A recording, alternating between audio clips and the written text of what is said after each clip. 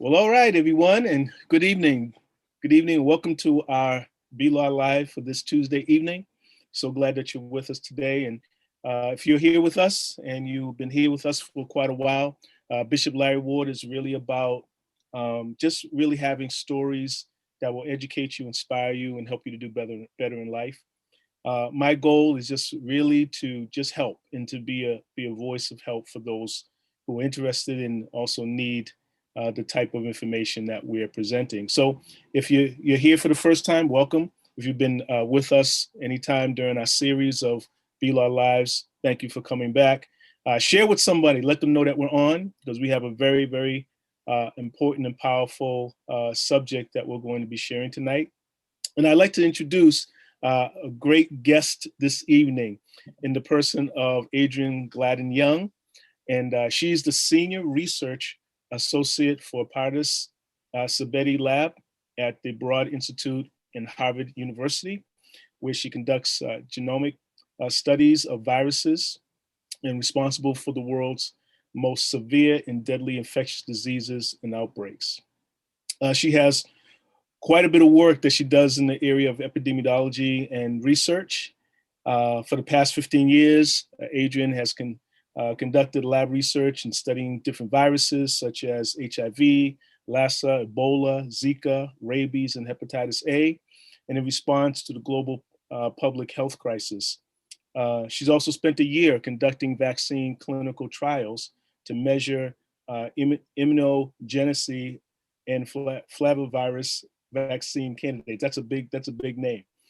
She's also spent time working in the biotech industry, and also she evaluates pathogen detection in system prototypes designed to identify biological threats found in the air and the different sample types. She's also a former member of the Massachusetts General Hospital Hazardous Materials Response Team, and Adrianne is formally trained in hospital-based response mass casualty events.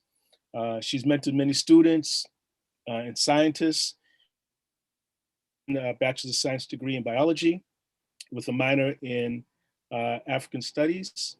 And she's also has a master's in biotechnology, specializing in biosecurity and biodefense. And so it's great to have you with us, Adrianne. And thank you so much for coming and talking about this wonderful, really confusing issue of how do we deal with this whole issue of viruses and vaccines. So welcome. Thank you. Thank you for having me, Bishop. So I'd like to begin to talk this discussion. Um, Talk about the work that you do at the Sabeti Lab.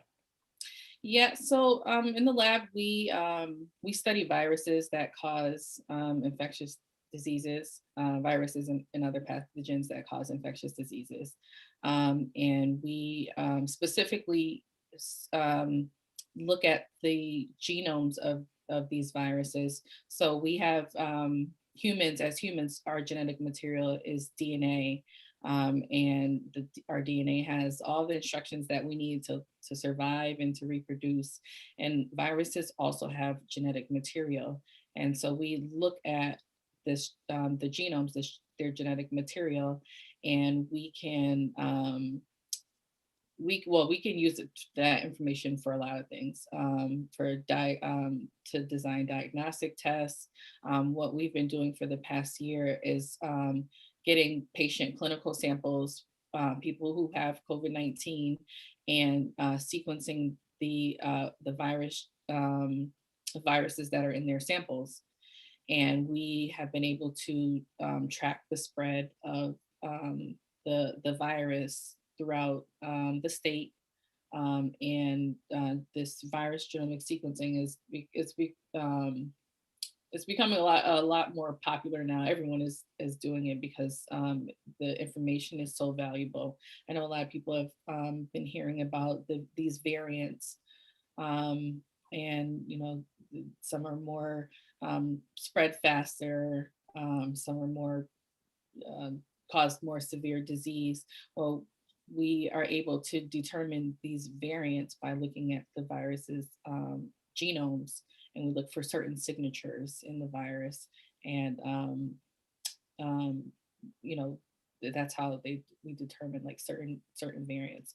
So so that's what we've been doing for the past year, to support the response to this pandemic.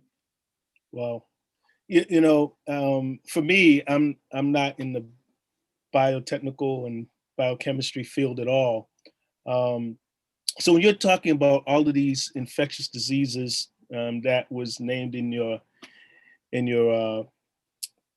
bio as you worked on these, um, why has this virus, COVID-19, been worse than anything you faced before, or has it? It has been the worst, at least in my lifetime. I think it's because it's like everything, the worst of everything has come together in this one virus. So if you think about it, we started hearing about this virus maybe in late December 2019. And that's right around the time flu season, the time where people are getting other respiratory infections. So we were truly blindsided because a lot of people, maybe they were infected and they didn't know. They thought they had a cold or the flu or something else, and so they didn't seek medical attention. So people weren't alarmed. Even if people had pneumonia, it's still that time of year where people are experiencing these symptoms. So there were no COVID-19, at least for the most part, there weren't like these distinct symptoms. So they were easily confused with flu or some other respiratory infections. And then the virus, it's transmitted very easily, and people are traveling back and forth around the world, and so it was spreading. It wasn't even in certain countries at first, and then it's spreading. So we couldn't detect it, and then we couldn't contain it because by the time we did detect it, it had already started spreading like uncontrollably. And then we're learning more and more about the CDC. They always give like these recommendations, and at first I think the recommendation was, or the guidance was, that masks were not needed. And as we learned more and more about the virus and the way that it was spreading, then we realized masks do help protect and prevent transmission. But there were some people who were like, well, you already told us not to wear masks. So then it was hard to keep up. The communication could have been better. So I think that was another reason that it was so bad. And then there's this incubation period, right? People are infected and then they don't have symptoms for like almost a week, but they're still contagious. So the Wow. virus is spreading before people even knew that they were sick. Wow. And so, yeah, we did this one case study in a congregate living facility, a nursing home, and we saw that 59 people had the same virus, which means that they were all infected by one person. 59 people in one place, and 24 of them died within 2 weeks of Wow. testing positive. Wow. So it was like spreading really fast. I mean, spreading very easily. We call it super spreading. That was happening a lot too. So it was just like everything at once. All the worst, features of other infectious diseases, they just all came together, and you know, and then now we have this pandemic that has just been devastating. Wow. So that's very concerning. When we get into this understanding of what it really means to be on the front lines, and particularly, I just want to ask you a question: what you're seeing as it relates to communities of color, and when it comes to COVID, and why are communities of color so more vulnerable than other communities? You know, So I don't think that they're inherently vulnerable. I think that we have been made vulnerable. There was How a so? How so? So there was this study done by a company in Boston actually last year, and they determined that in the United States, Black people were not getting referred um, for testing. This is early on. If you remember, people who had traveled, they were getting tested, but other people, they couldn't get tested. And then when testing became a little more widely available, Black people still were not being referred for testing. There was lack of testing in certain in our neighborhoods. So if you're sick and you bring it back to your community, now it's spreading and we don't even know it. And so that also delays treatment, because if you don't know that you have COVID 19, you can't get the treatment that you need. And we saw that um, the later the treatment, the worse the outcome. So Wow. So I think there was like a lack of access to resources. That was one of the things. I mean, I can go on about the and so reasons it why leads it's into the not next very question. effective. It leads into the next question that my thinking is like, okay, well, is this systemic racism that we're seeing unfolded? And what's your thoughts around that? And what part did it play in so many people of color dying at twice the rate of any other group? Absolutely. And I say it's not just racism. This is not like an individual level. This is like systemic. There are issues with the system. If you think about the testing criteria, that automatically excluded certain groups of people. If people weren't traveling, abroad, then they wouldn't have access to testing. That automatically, that kind of like already set the bias, and then you know there were certain hospitals or healthcare providers that didn't have certain access to certain treatments. So if you think we're coming in already at a later stage in the disease, Mm. and so we're probably sicker, and we're going to places that don't have treatment. So of course the outcome is going to be worse, because people can't access treatment. I had a family member who went to one hospital in an area that was like predominantly, but it was a community of color, and the hospital did not have, these treatments that we, saw work. And so I immediately told her leave and go to this hospital, and this hospital was, in it wasn't a community of color, and they had access to all of the treatments. And I'm thinking how, this is how these disparities are created, because people can't access the resources that they need to keep themselves safe and healthy.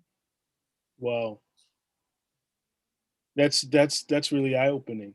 Um, and of course we, from my vantage point, a little bit more in depth of what's happening because you're on the front line than I would. But that's just some really powerful information.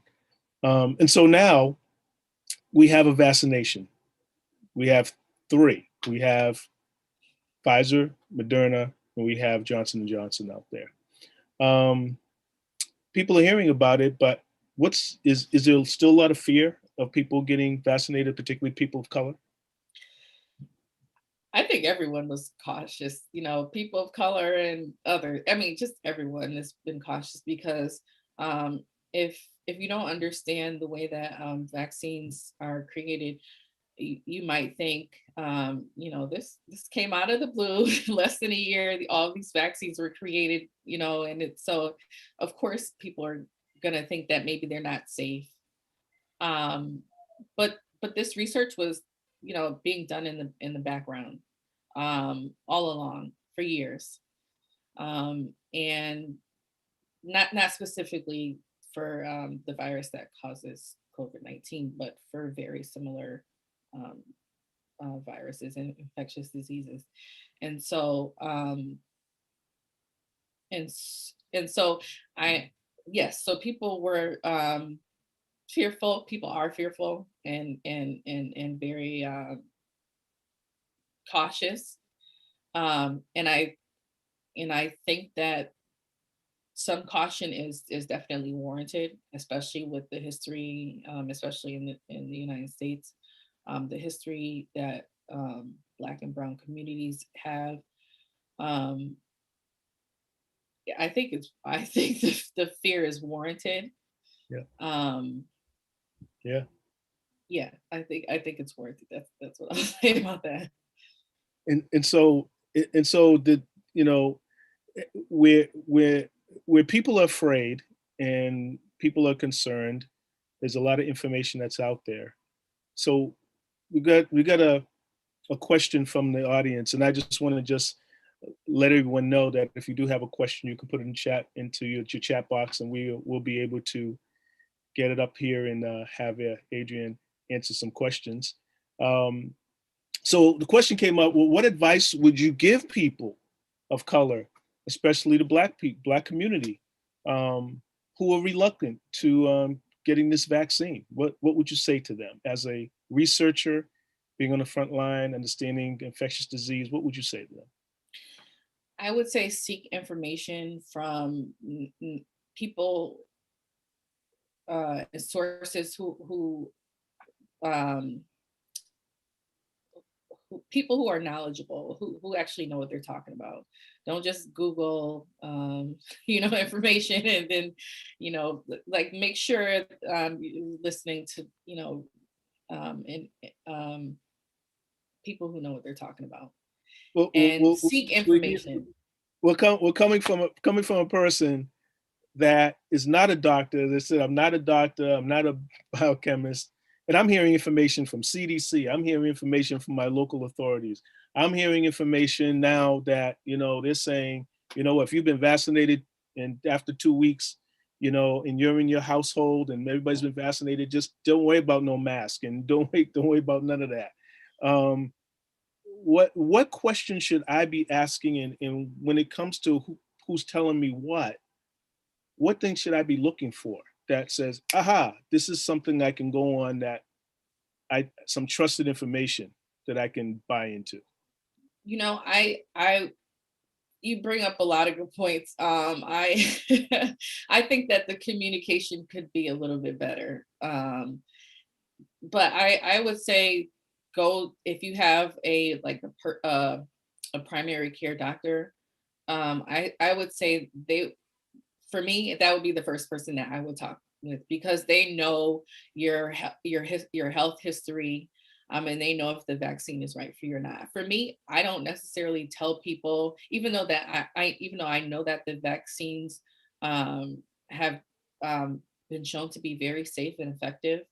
I don't try to persuade people either way. I try to give them information so that they can make their own decisions about whether or not this vaccine the vaccination is right for them. And I think that your primary care doctor is in a good position to tell you, to help you make that decision. Based on your history, they will know, if you'll experience any adverse side effects or anything like that. um, but we do have enough data that has shown that the vaccines are safe and they are effective.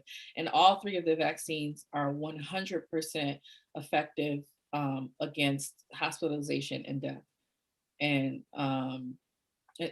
severe disease and death. And that's what's most important. So I mean, we have that information already available. So you would say as a scientist, you would say, if there's nothing else, get the vaccine, because you will certainly mitigate the risk of being hospitalized in death. Is that what you're saying? I'm saying that based on the clinical trials, right, there were zero cases of severe disease, hospitalization, and death. There were none of those in all three of the vaccine clinical trials. Mm. So to me, that says that that's better than getting COVID-19, because you don't know how you fare. You know, if some people experience mild symptoms, but others don't. You know, I had family members, seniors, who I was really worried about because they had, some comorbidities, and they had mild symptoms. And then I had another family member who was 40 years old and died from COVID-19 5 days after they turned 40. So you Sorry to don't hear. know how you'll fare. And it's best to protect yourself. And if there's, this kind of protection that's available, why refuse it? Wow. So as you probably have heard in the news, and that's been, you've been giving some good advice about why you should get it, because you want to minimize the chances of you going into a very severe situation of losing your life. So as we're looking at things are opening up, states are opening up and loosening restrictions, and not on the same, and everybody's not going at the same rate. So what might you be concerned about as a researcher, and you've been really working on the front lines of this virus? We have Anthony Fauci and others who have said, I think some of us are opening up too quickly. Where do you stand as a scientist? What advice would you say? Would you say, hey, we're going too fast. We need to slow it down a little bit. What's your thoughts on that? It does make me nervous that some states are opening up right now. I think that, I mean, we've waited this long. What's a few more months, until you know, a million more people, or a few million people can get vaccinated. Um, why rush it now? We're almost there. We're almost there, but I don't think that enough people um, are protected yet. Um, so that for me, that would be the mark. As soon as, I don't know, seven. I can't give an exact percentage, but as soon as enough people are vaccinated, they're safe. Um, you know, then you can start opening up. But before then, I think, yeah, I think things are happening a little bit prematurely. Thank you. Now that's a big question I had in my mind as well. How fast are we going, and how slow should we be going? And I have a question from the audience, and another question comes up of, so why is it taking so long for vaccinations to be distributed? Last month, Governor Baker received you know, an F for his COVID vaccination plan. That means it wasn't really on par, nowhere near what was expected. We have some crashes with the systems as well. So as a scientist, how do you connect? And then when we look at to talk about this, I'll just give you another question in a moment. But I just like to, from your vantage point, why is this taking so long? It takes like you asked earlier, like, why is this the worst that we've ever, the worst infectious disease, the worst pandemic that we've ever experienced in this lifetime. um Everything is unprecedented. No, we haven't had to make this amount of vaccine in such a short amount of time, like in this lifetime. So it just takes a while to actually make the vaccine. And then, you know, um, a couple of the vaccines require certain, there are certain storage requirements. And so if a facility, wants to become a vaccination site where they don't have all of the resources you know, um, to safely store or administer the vaccine, then they have to wait to, get the site ready. But I think it's just we didn't have a system in place to be able to vaccinate to mass produce the vaccine and then to vaccinate the public, the population in this short amount of time. So we're just trying to catch up to catch up and catch up and catch up and catch up. So so now that we have this massive need and we have suppliers that are trying to catch up, we have three suppliers. You have Pfizer, Moderna, and you have Johnson & Johnson. So question comes up, well, what's the difference in these vaccines? You have one that has one injection and you have two of them that you have to get two injections. So what's the difference? So basically it's the difference is the technology to get the vaccine into your cells. That's really the only difference, because all of so the point of the vaccine is you want your body to be able to recognize the virus, or at least part of the virus, so that when you're and build up an immune response, so that when you are exposed to the real virus, then your body will already recognize it and know how to fight it off. And so there's a part of the virus called the spike protein, which is needed for the virus to be able to get into our cells and cause an infection. And so all of the vaccines, all three of the vaccines have this spike protein.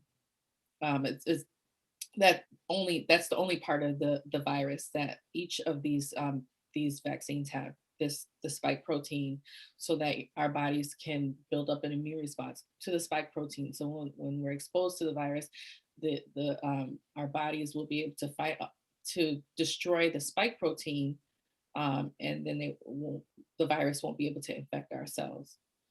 So it's really just the delivery system that's different.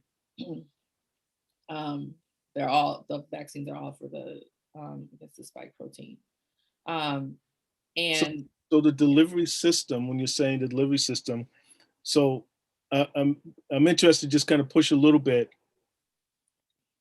Why did the others, it takes two injections versus Johnson & Johnson only takes one injection? Was it because they had a little bit more time to study, a little bit more time to develop? Why is it one versus two? Yeah, well, that part I don't know, because I wasn't, I didn't design the vaccine, so I'm not really sure what went into the preclinical tests, so that they determine, this is the amount that's required. But actually, so the Moderna and the Pfizer vaccines use actually a new technology. They're mRNA vaccines. So remember, I was telling you earlier that we look at the genetic material of viruses. Well, the virus that causes COVID-19 has genetic material that's RNA. And so this actually is a technology that has been around for maybe a decade or more. It's been testing, but it's actually new. This technology is new for these vaccines. And the Johnson and Johnson, I just want to say this before I forget, and the Johnson and Johnson vaccine is actually not a new technology. That it uses a viral vector to introduce the spike protein into your cells, whereas the Moderna and Pfizer vaccines gets the RNA into our cells. And what is RNA? What is all that? Is it a code? Is that an RNA is a code? What does that mean?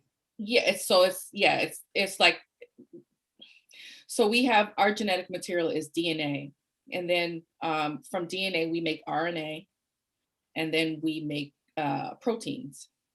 So the vaccine introduces this RNA the RNA has instructions for making protein. So the vaccine gets the RNA into our cells, and it now has the instructions for our cells to make the spike protein from the virus that causes COVID-19. So now our cells are producing the spike protein, and now our immune system can recognize the spike protein and say, hey, this is like foreign. So we need to mount an immune response, against it to fight it off. Wow. So yeah, the RNA is just basically just instructions for our cells to be able to make the spike protein. Whereas the viral vector, it's actually a virus itself. So it can't replicate, it can't actually cause a real infection, but it's actually a virus itself. So it knows how to infect our cells, and then it presents this spike protein to our bodies, and then we can mount an immune response. Wow. I hope that was.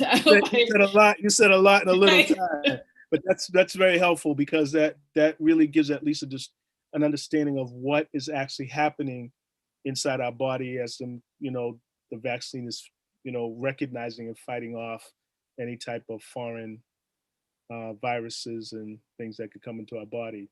So we're going to go a little bit longer because the questions are still coming in. So thank you for asking questions, audience. And so a question came in that talks about the side effects. So many people have side effects.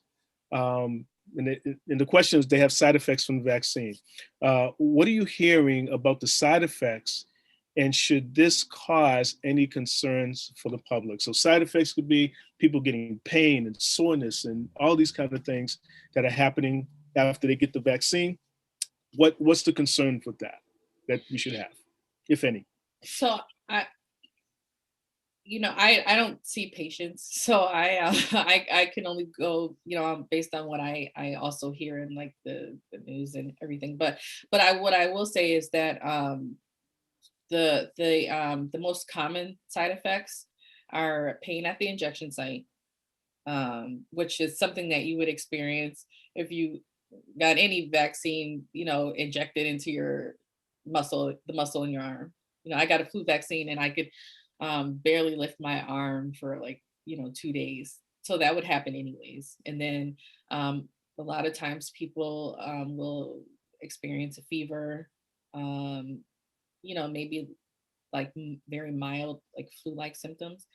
But again,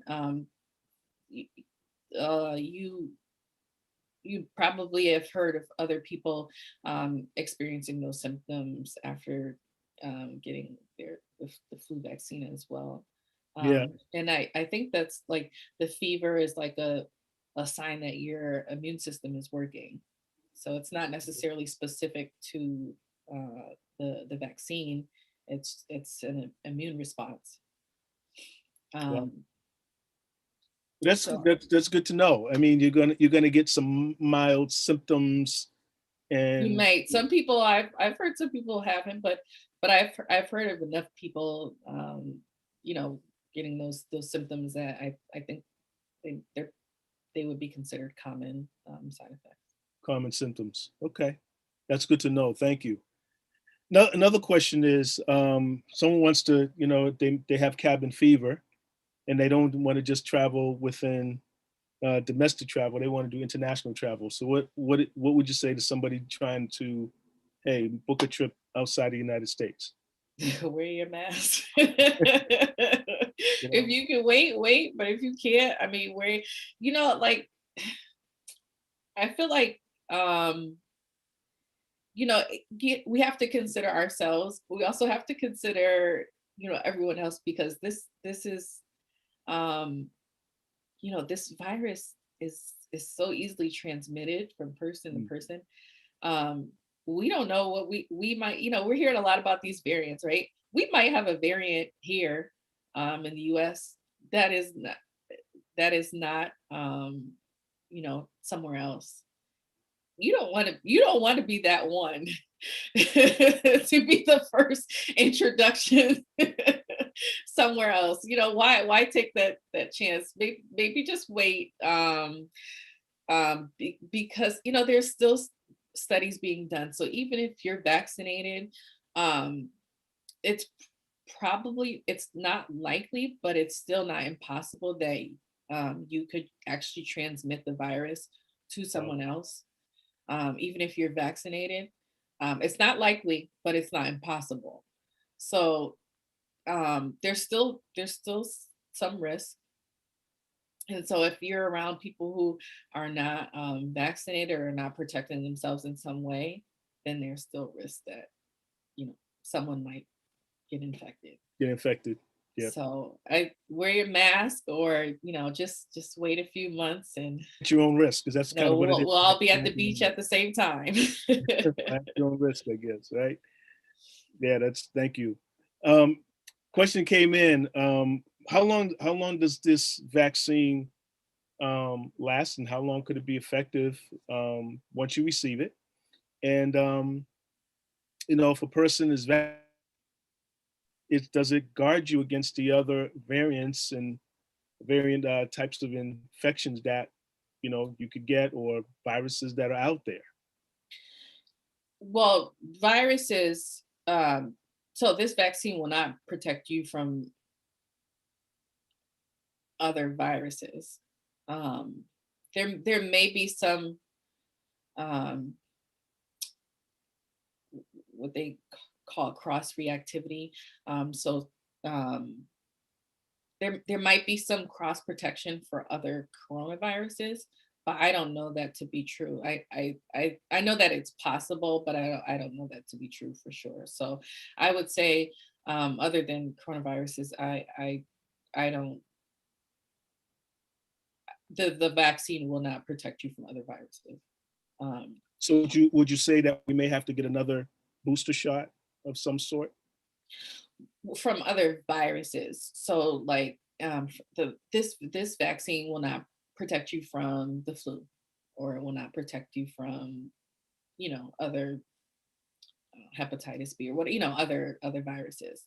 But I don't know how long the immunity lasts. I know that the clinical trials started, um, I think it was maybe 6 months ago, and maybe more than 6 months ago, and I think that people were still had antibodies at the 6 month mark, and I think um, maybe um, maybe all of the clinical trial participants haven't reached that 6 month mark yet. So it's not really clear, you know, if everyone will have, you know, how long the immunity will last. Wow.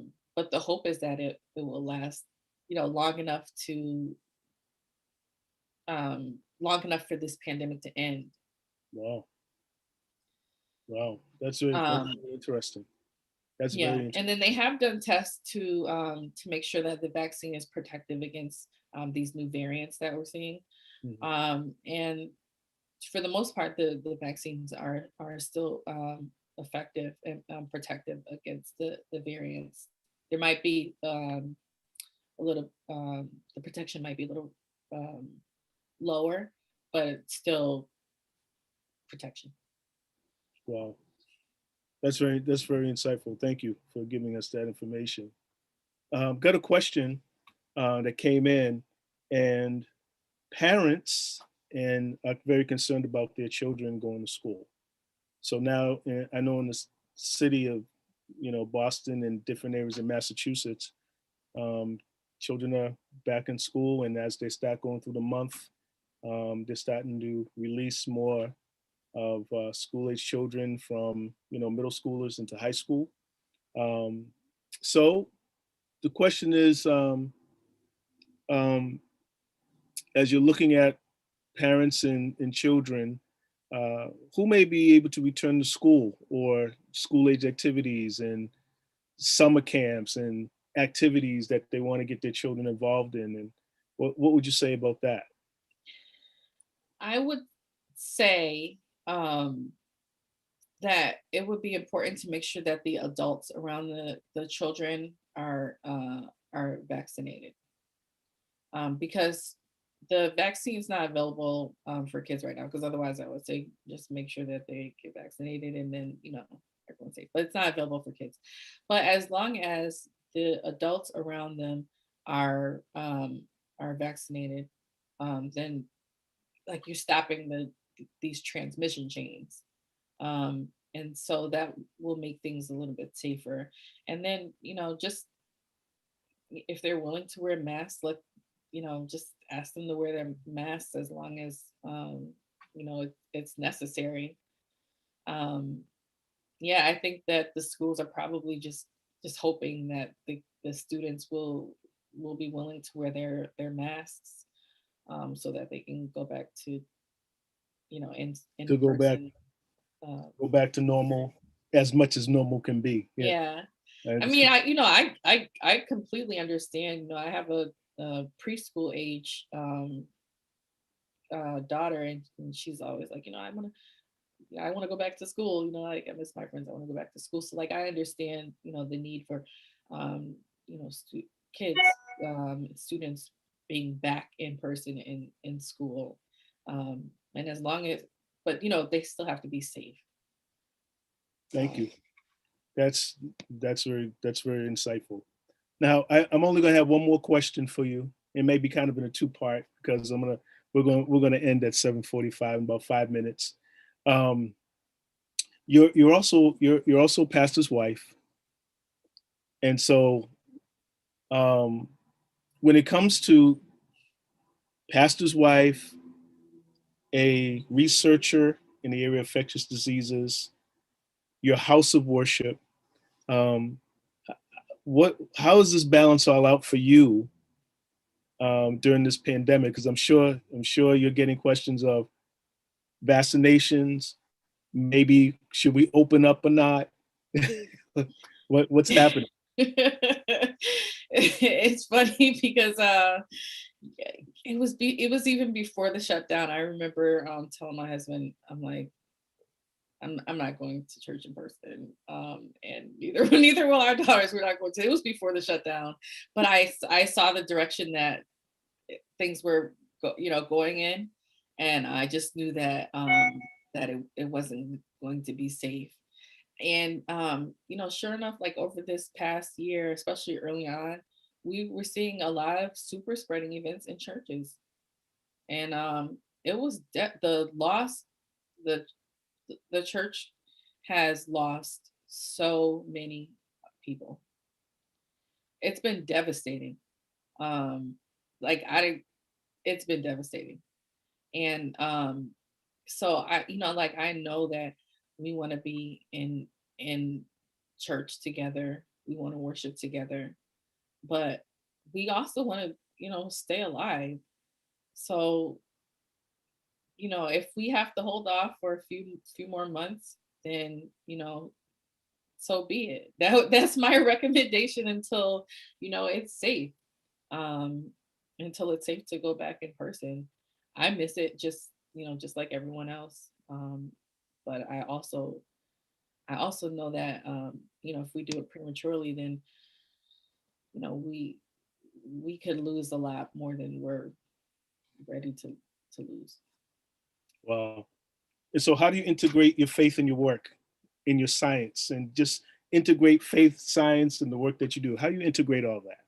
At the beginning of the pandemic, I prayed and I asked God to use me, to help, because in the lab we've been doing this work for a while, um, and I've kind of always, I've done my work, but it was like, I do my work, that kind of thing. And I asked God, it was probably this time last year, to use me to help. And it, the way that things just started happening, um, you know, that that I was able to be a voice,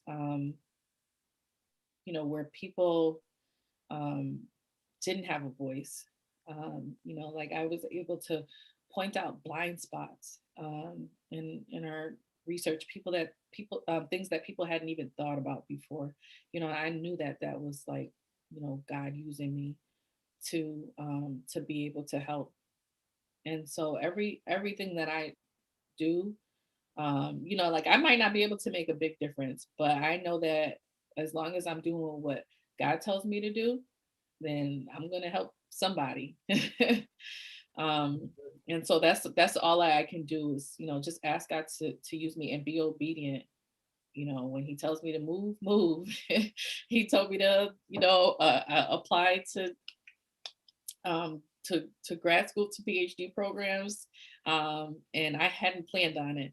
And this is like, I think I thought about it in like the end of September. And people, they plan these things like all year, for these things all year. I did everything wrong. I'm listening to other people talking. They're like, "Oh, you did this wrong. You should have done this, and you should have asked this, and you should have written this, and everything." But I knew that I heard God tell me to do it, Mm. and I applied. I only applied to 2 programs. That was okay too. I got accepted, and now I will be in a position to do even more works. Greater works shall we do in His name, and so I think that you have to be willing and obedient, and that's So that's all that I can do. And I just hope that I can help in some way. that's awesome. That's awesome. Congratulations on your doctoral program that you're about to begin. And also your husband's going to be beginning his doctoral program as well. So he's just a shout out to Pastor Kenneth Young. Thank you so much for being on the broadcast tonight as well. And thank you so much for taking time out of your busy schedule, because I know that the work that you do is a lot of time and effort that you put in. And I'm sure that there are days that you're exhausted. And so I want to thank you so much for giving us your time and helping us understand better how to deal with this pandemic and work through this process of getting our vaccinations. So you made us feel a lot more secure. I know for me, I'll talk personally for me, you made me feel a lot more secure even about talking about the vaccinations and giving people an explanation why certainly I'm vaccinated, and I want to encourage them as well. So thank you so much. I appreciate all that you're doing. And so for those of you who are online, just want to thank you so much for being here. And certainly we'll ask you to tune into BLAW Live, share with someone this broadcast if they just want some more information about vaccines. And this was a great time of sharing with Adrianne. So Adrianne, bless you. May God smile on you. And as you do your work, may His hand be upon you and to reach many people and sow into many lives. So thank you so much. Thank you.